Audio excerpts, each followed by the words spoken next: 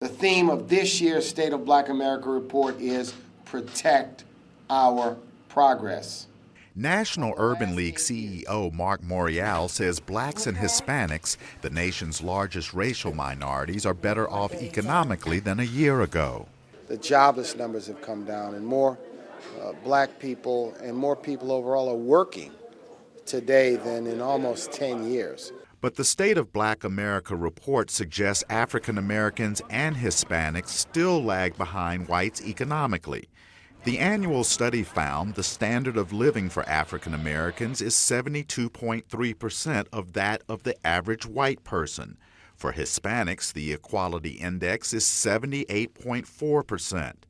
Despite some progress, Morial is worried about wage growth. Even though people are working, they're economically in pain because their paychecks don't go as far today as they went 10 years ago. The index measures quality of life for blacks and Hispanics in terms of economies, health, education, social justice, and civic engagement. According to the report, racial disparities plague minorities when it comes to social justice equality, noting that more blacks are jailed than whites after being arrested.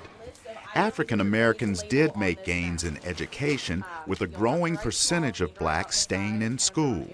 We've seen progress on decline in the dropout rate, as well as we see more African Americans gaining associate's degrees.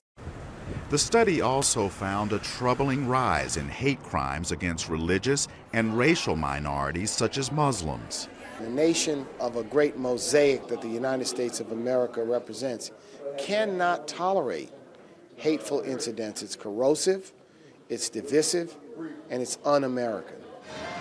Morial says the Urban League will resist efforts to roll back any of the programs reflected in the report, especially when it comes to things like education, job growth, and social justice. Chris Simkins, VOA News, Washington.